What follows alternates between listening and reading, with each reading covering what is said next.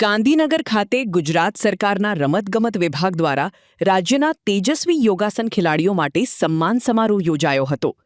આ કાર્યક્રમમાં રાજ્યના કુલ 18 ખેલાડીઓને પ્રતિષ્ઠિત રાજ્ય રમત પુરસ્કારથી નવાજવામાં આવ્યા છે, જેમાં રંગીલા રાજકોટે મેદાન માર્યું છે. રાજકોટના 3 ઉભરતા ખેલાડીઓએ આ એવોર્ડ જીતીને સમગ્ર જિલ્લાનું નામ રોશન કર્યું છે.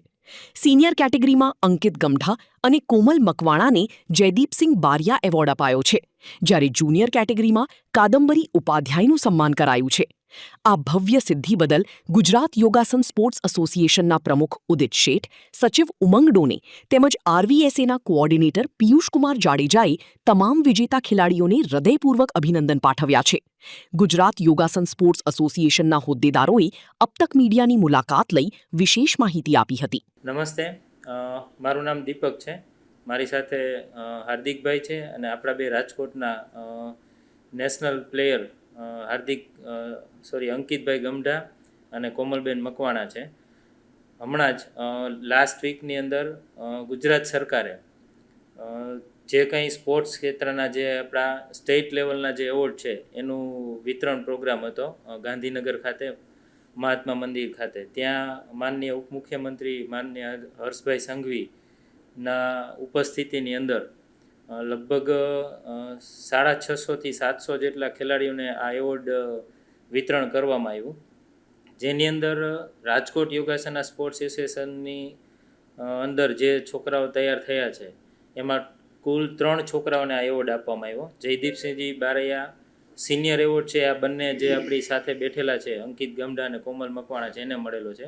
અને એક બીજી દીકરી છે જે અત્યારે 12 અભ્યાસમાં છે, કાદંબરી ઉપાધ્યાય કરીને છે, એમને જયદીપસિંહજી બારૈયા જુનિયર એવોર્ડ આપવામાં આવ્યો છે.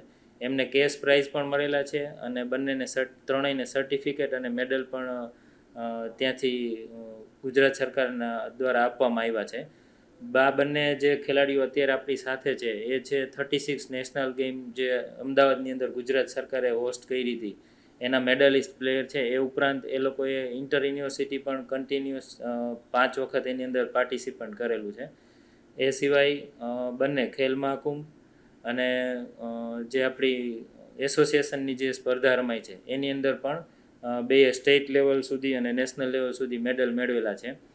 અત્યારે ભારત સરકારનો એવો પ્રયાસ છે કે 2036ની અંદર ઓલિમ્પિક જે ભારત જેના માટે અત્યારે પ્રયાસ કરી રહ્યું છે, તો યોગને એની અંદર ઇન્ટ્રોડ્યુસ કરવો છે. તો એના માટે રાજકોટ એટલે કે દરેક ડિસ્ટ્રિક્ટના સ્પોર્ટ્સ એસોસિએશન બન્યા છે. એની અંદર રાજકોટ યોગાસના સ્પોર્ટ્સ એસોસિએશન, એની ઉપર ગુજરાત યોગાસના સ્પોર્ટ્સ એસોસિએશન, એની અંદર નેશનલ યોગાસના સ્પોર્ટ્સ ફેડરેશન અને એની ઉપર વર્લ્ડ યોગાસના સ્પોર્ટ ફેડરેશન કે જેના પ્રેસિડેન્ટ અત્યારે પૂજ્ય રામદેવજી મહારાજ છે.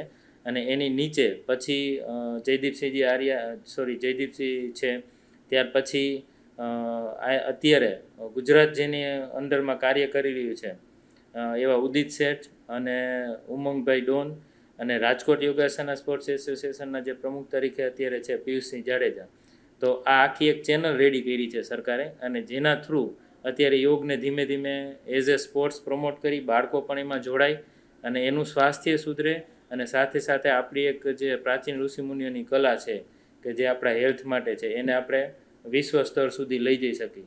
માનનીય વડાપ્રધાન સાહેબનો પણ આવો પ્રયાસ છે અને આ એક જે આપણું યોગાસના સ્પોર્ટ્સ ફેડરેશન છે એનો પણ આ પ્રયાસ છે. એના ભાગરૂપે જે કાંઈ મેડલ વિતરણ હતું એ આપણને રાજકોટ માટે ગર્વની વાત છે કે આ 3 ખેલાડીઓને મળેલા છે.